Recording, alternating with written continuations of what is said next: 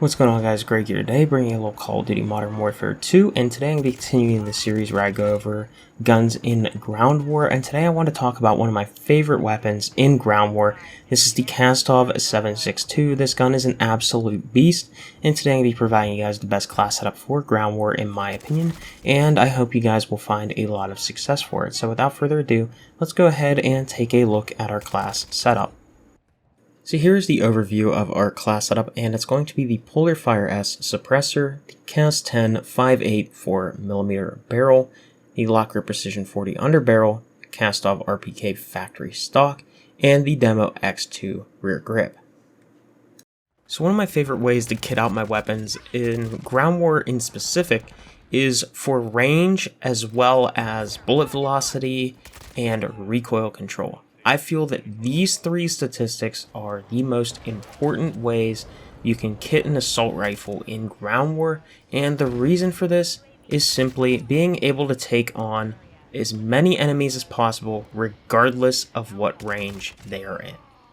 Also, I'm starting to add some annotations for you guys on the screen so that way you understand a little bit more what's going on in the background in the gameplay, and I hope you guys will find these useful and they will help you out.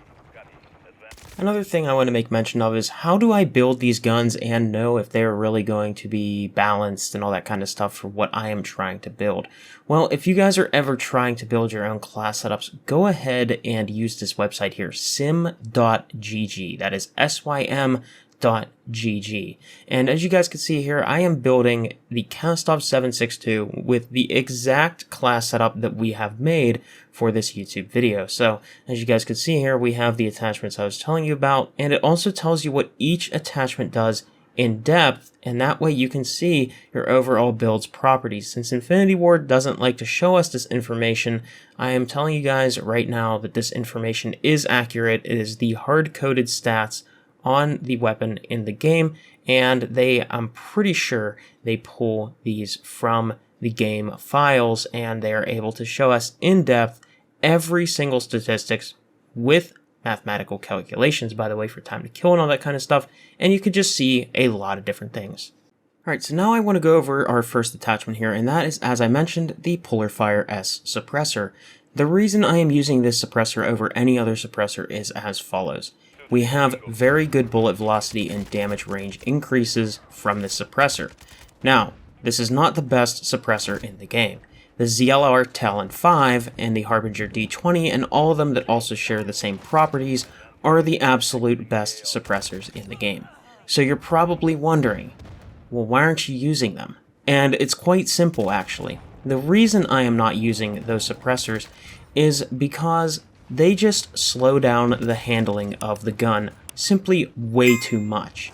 If I were to have the ZLR Talon 5 suppressor on this gun, our ADS time is going to drastically slow down, and it is going to cost us gunfights. And I just don't see the added recoil control benefits from the ZLR Talon 5, as well as maybe the little bit of extra bullet velocity it might give. Don't quote me on that. I think it actually doesn't add any, but it might add a little bit.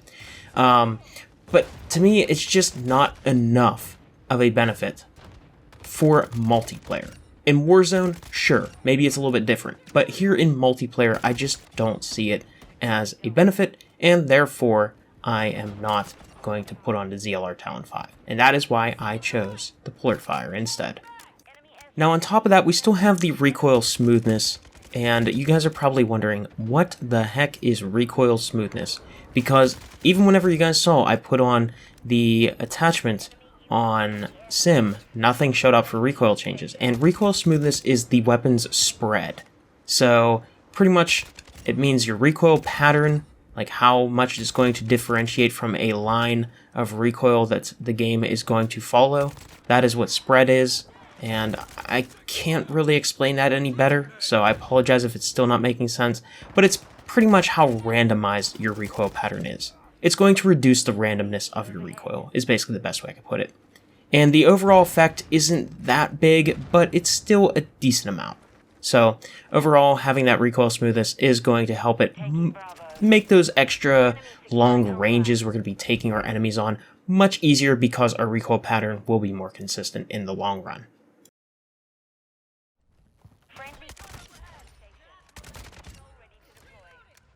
Next up, we have the Cast 10 584mm barrel, and there's two things about this barrel that make it great.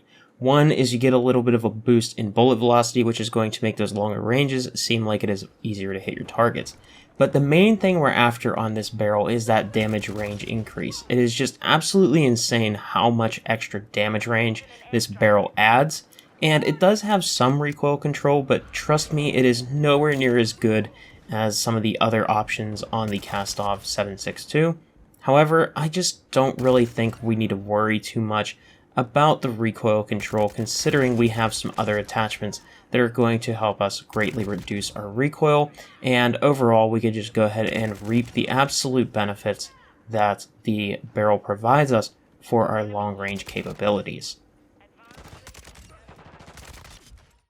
Next up is the Lock Grip Precision 40, and I am mostly using this for recoil steadiness and aim walking steadiness. I don't care about hip fire on a gun like a Kastov 7.62 because it's an assault rifle. Alright, I'm not trying to hip fire, I'm trying to use it across the map. So recoil steadiness is going to help us in that horizontal and vertical direction, but also having aim walking steadiness means whenever we're strafing around, we're not going to have our gun bouncing all over the place, which means we're going to have a much steadier picture over our enemies, and as a result, we're actually going to be able to take out multiple enemies much easier, taking enemies out at farther ranges much easier, and we'll also be able to dodge their bullets with ease, because if you're taking more time to acquire a target because your gun's bouncing all over the place, you're going to give your enemy a better chance of them trying to take you out. However, if you're strafing back and forth at those longer ranges and you're doing it accurately, you'll be able to take your enemies out much faster, and as a result, they're going to have a harder time hitting you and having to react to you. And one of our last attachments here is the Kastov RPK factory stock, and it's pretty much the same story as that Lock Grip Precision underbarrel. Having aiming idle stability is going to make it so that our gun is stable while we're shooting it. It's not swaying all over the place, and therefore we're going to be able to have an easier time taking out our targets at long range. Having a little bit of extra recoil control from this stock is also a benefit, but another thing that this stock does really well that it doesn't mention is aim walking steadiness. Again, stacking this with the Lock Grip Precision 40 gives us a very stable picture, and whenever it comes to those long ranges that we are trying to kill our enemies at, having maybe a little bit less strafing speed is okay, because we're going to be taking those enemies out at farther ranges, which means we don't want it to be too fast anyways, because we don't want to fight our strafe. We want to have our strafe help us take out our enemies as quickly as possible, and therefore it's just enough speed to take out our enemies at long range without having our gun bounce all over the place. And with our last attachment, we have the Demo X2 grip. Now, this is all about adding a little bit more recoil control in the vertical and horizontal directions. However, it should be noted that you do lose aim walking steadiness as well as aiming stability with this attachment. The aim walking steadiness is a hidden attribute to this attachment, and a lot of attachments in this game have hidden attributes. That's why I recommend you use sim.gg whenever you want to see what each attachment actually does. However, even though we are losing a little bit of that aim walking steadiness, and we are losing some of that idle sway, which does make it a little bit more difficult to hit our targets downrange, that is the reason I chose having the Kastov RPK stock. That's the reason I chose having the Lock Grip Precision 40 underbarrel, and as a result, we get a nice, steady, and easy to control powerhouse of a weapon known as the Kastov 7.62. And this weapon can 3-shot kill your enemies out to really strong ranges. I'm talking like 40 meters, which is very far for a weapon to be able to 3-shot kill your enemies. And on top of that, it's a 4-shot kill, has 4-shot kill potential across the entire map. So this gun is an absolute powerhouse that nobody should sleep on. This gun is amazing. I think it is one of the best guns in Ground War as of right now, and I hope that my class setup will help you guys find some success in Modern Warfare 2. Anyways, hope you guys enjoyed the video. If you did, be sure to drop me a rating, and I will see you guys all in the next one. Have a great day. All hunters, Dude, mission that was a accomplished. shit show. Blacker job.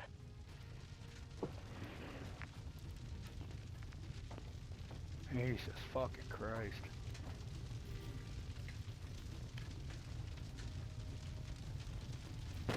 Let's go.